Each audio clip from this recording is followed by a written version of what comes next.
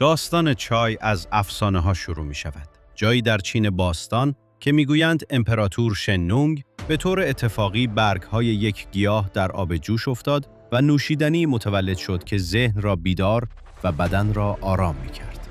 این روایت اسطوره‌ای چای را نه فقط یک نوشیدنی بلکه کشفی الهام بخش معرفی می‌کند. چیزی میان طبیعت، شانس و خرد انسانی. چای به تدریج از چین به ژاپن، هند، خاورمیانه و سپس اروپا راه یافت و حتی مسیر تاریخ را تغییر داد. جنگ‌های تریاک، انقلاب‌های تجاری و شکلگیری استعمار در آسیا همگی به نوعی با چای گره خوردند.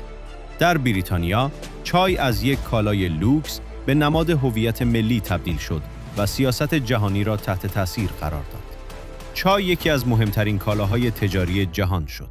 مزارع عظیم، مسیرهای دریایی، شرکت‌های بزرگ و میلیون‌ها شغل به آن وابستند.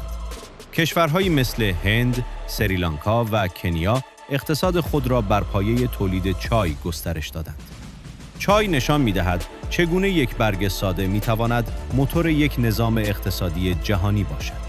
در هر فرهنگ، چای معنا و آیین خاص خود را دارد. از مراسم دقیق چای ژاپنی تا استکان‌های ساده اما صمیمی ایرانی. چای نماد گفتگو، آرامش و پیوند انسانی است. جایی برای مکث در زندگی پرسرعت. نوشیدنی که مردم را دور هم جمع می‌کند. نه فقط برای نوشیدن، بلکه برای صحبت کردن. از نظر علمی، چای ترکیبی منحصر به فرد از کافئین و التیانین دارد که تمرکز را بالا می‌برد بدون ایجاد اضطراب. به همین دلیل، قرن‌هاست نوشیدنی اهل فکر، مطالعه و مراقبه است. چای فقط بدن را گرم نمی‌کند، ذهن را هم منظم و آرام می‌سازد.